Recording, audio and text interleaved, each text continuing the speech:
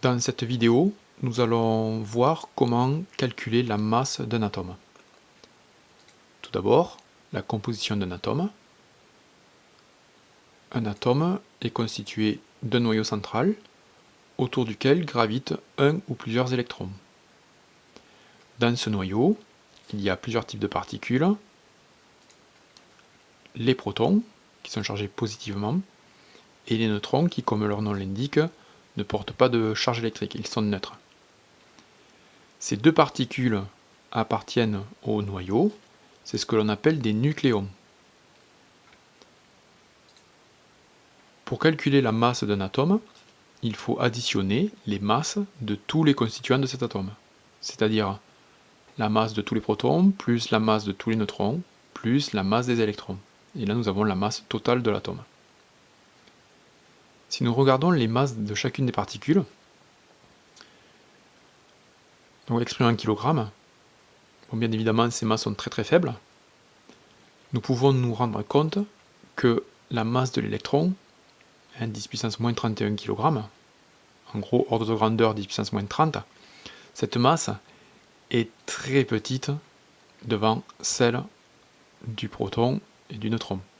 Il y a un rapport 1835. L'électron est 1835 fois à peu près moins massif que le proton et le neutron.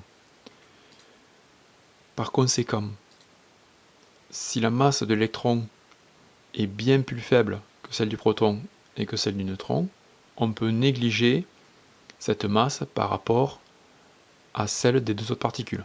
Donc la masse de l'électron est négligeable devant celle d'un nucléon.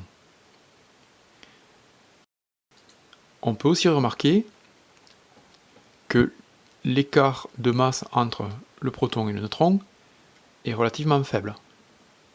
Donc on va considérer que le proton et le neutron ont la même masse pour simplifier les calculs, et donc on va donner une masse commune aux deux qui sera la masse du nucléon. Donc on va approximer en disant masse du proton égale la masse du neutron égale la masse du nucléon. Pour en revenir à la masse d'un atome, puisque c'est la masse des protons plus celle des neutrons plus celle des électrons, et que l'on a dit qu'on allait négliger la masse des électrons, on peut approximer en disant la masse de l'atome, c'est donc la masse des protons plus la masse des neutrons. Or, protons et neutrons sont dans le noyau, donc on peut considérer que la masse de l'atome, c'est la masse de son noyau. Et donc, la masse de ces nucléons. La masse d'un atome égale la masse de son noyau égale la masse des nucléons.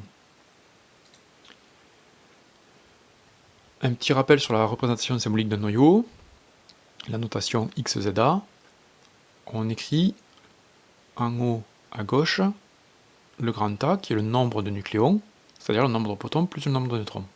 C'est ce que l'on appelle le nombre de masse.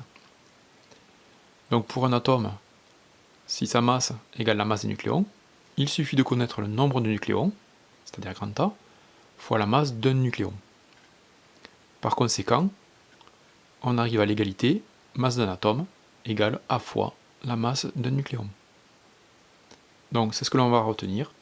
Pour calculer la masse d'un atome, on multiplie le nombre de nucléons, grand A, par la masse d'un nucléon qui nous est donné, c'est la constante égale à 1,67 10-27 kg.